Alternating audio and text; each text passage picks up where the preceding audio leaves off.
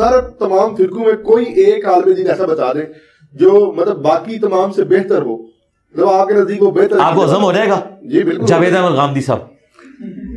ٹھیک ہے سر. ہوں میں تکنا کتنا اخلاق نبوت تواڈے مولوی موجود ہے، تواڈے مولویاں دے منہ تو جھگ چھوٹتی ہے جدوں میں جاوید غامدی صاحب دا نام لینا. موجودہ دور میں سب سے بڑا عالم دین کون ہے؟ میرے خیال ہے کہ جاوید احمد غامدی صاحب بہت بڑے عالم دین. ہم سب بتائیے گا کہ سیدنا امیر معاویہ کے چند اقدامات زیر بحث ہے. ایک بڑا اقدام جس کو کہا جاتا ہے کہ معاہدہ ہوا سیدنا حسن کے ساتھ ان تمام نزاعی صورتحال کے بعد، جنگوں کے بعد، قتال کے بعد، اور سیدنا امیر معاویہ کے بارے میں جو ان کی بعد میں اقدامات ہوئے یزید کو جانشین بنانے کے حوالے سے ایک بڑا سوال یہ اٹھایا جاتا ہے کہ ایک لکھی ہوئی بات، ایک متعین بات، ایک باہمی اتفاق رائے سے طے ہونے والی بات پر بھی عمل نہیں کیا گیا.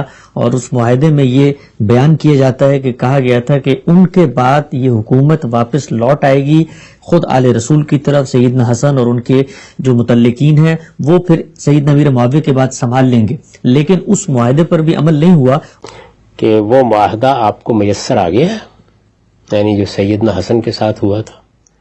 میں نے بڑی تفصیل سے یہ بتایا تھا کہ یہ ہمارا وہ دور ہے جس میں کوئی باقاعدہ مورخ ہے ہی نہیں. باقاعدہ مورخ ہوتا تو کیا کرتا؟ وہ سب سے پہلے اس معاہدے کی نقل آپ کو اپنی کتابوں میں فراہم کرتا، تاریخ کو منتقل کرتا. اس کو وہ کہیں پایا ہی نہیں جاتا. یعنی اس وقت تو زبانی روایتیں ہیں جس میں کوئی کہتا ہے اس میں یہ 2 شرطیں تھیں، کوئی کہتا ہے یہ 3 شرطیں تھیں. اہل تشیع اس کی کچھ اور شرطیں بیان کرتے ہیں، اہل تسنن اس کی کچھ اور شرطیں بیان کرتے ہیں، قدیم مورخین کوئی اور شرطیں بیان کرتے ہیں. اس میں سے کچھ چیزیں مشترک نکالی جا سکتی ہیں، باقی یہی صورتحال ہے. تو جب تک آپ معاہدہ پیش نہیں کریں گے اس پر یہ تبصرہ کیسے کیا جا سکتا ہے کہ اس کی خلاف ورزی ہو گئی؟ وہ معاہدہ تو کہیں پایا ہی نہیں جاتا. اچھا، یعنی یہی بات ہے جس کی طرف میں نے توجہ دلائی تھی. آپ یہ دیکھیے کہ منصور میں اور نفس زکیہ میں جو خط و کتابت ہوئی ہے وہ اس زمانے کے مورخ نے پوری آپ کو دے دی ہے. یعنی ایک تو یہ نا کہ وہ خط ہی محفوظ ہو، وہ معاہدہ ہی محفوظ ہو. اصل صورت میں کسی میوزیم میں پڑا ہوا ہے، جس طرح کے اس وقت دنیا میں جو معاہدے ہوئے ہیں ان کی آپ دستاویزات دیکھ سکتے ہیں، جا کے خود ان کو پڑھ سکتے ہیں. یعنی پہلی جنگ عظیم کے بعد، دوسری جنگ عظیم کے بعد جو معاہدات ہوئے وہ سب موجود ہیں، ان کو دیکھا جا سکتا ہے. تو ایک صورت تو یہ ہے، لیکن کم سے کم یہ تو ہو کہ معاہدے کی نقل کوئی معاصر مورخ فراہم کر دے، پوری تحریر بیان کر دے نا. جس طرح میں نے عرض کیا کہ نفس زکیہ کا خط اور منصور کا جواب دونوں تاریخ کے پاس موجود ہیں. تو اس طرح کا کوئی معاہدہ ہمارے پاس اس صورت میں موجود نہیں ہے. اس کے بارے میں وہی زبانی روایات ہیں، لوگ بیان کر رہے ہیں. سر تمام فرقوں میں کوئی ایک عالم دین ایسا بتا دیں جو مطلب باقی تمام سے بہتر ہو، جب آپ کے نزدیک وہ بہتر، آپ کو عزم ہو جائے گا؟ جی بالکل، جاوید احمد غامدی صاحب.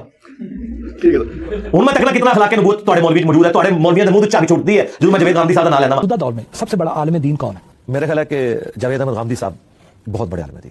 یہ چیزیں اس صورت میں ہمارے پاس موجود نہیں ہیں.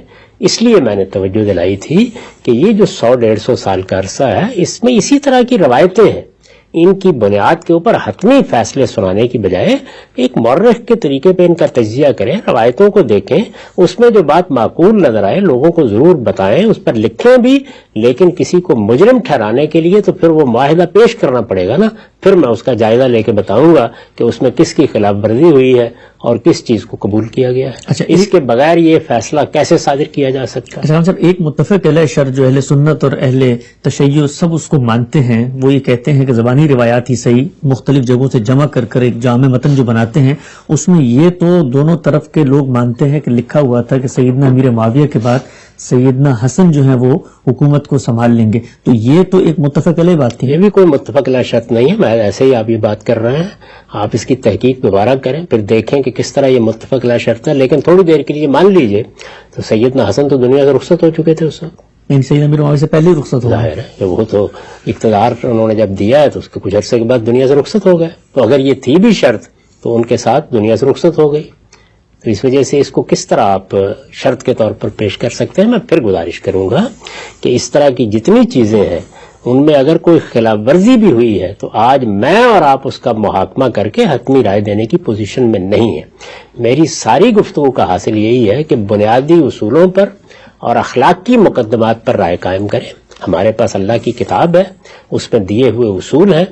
دین ہے, اس دین سے کچھ اصول عامہ نکلتے ہیں, ہمارے پاس اخلاقی اقدار ہے, ان کی روشنی میں ہم جو اسٹیبلشڈ ہسٹری ہے اس پر بات کریں گے.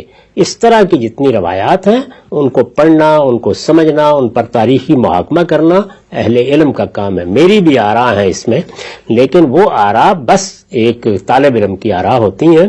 ان کی بنیاد کے اوپر آپ عقیدوں کی تبلیغ کرنا شروع کر دیں, آپ لوگوں کو کنڈیم کرنا شروع کر دیں, آپ کسی ایک شخص کو, دو اشخاص کو متون کریں, یہ وہ چیز ہے جس سے اجتناب کرنا چاہیے. تو اگر کوئی آدمی ادھر ادھر کی شرائط اکٹھی کر کے کوئی مقدمہ قائم کرنا چاہتا ہے تو اس کو اپنے پروردگار کے سامنے جواب دہی کے احساس کے ساتھ یہ کام کرنا چاہیے. میرے نزدیک جب تک آپ کے پاس وہ معاہدہ کسی معاصر مورخ کا منقول معاہدہ موجود نہ ہو, اس طرح کا کوئی معاملہ بھی اس طرح پیش نہیں کرنے کی جسارت کرنی چاہیے.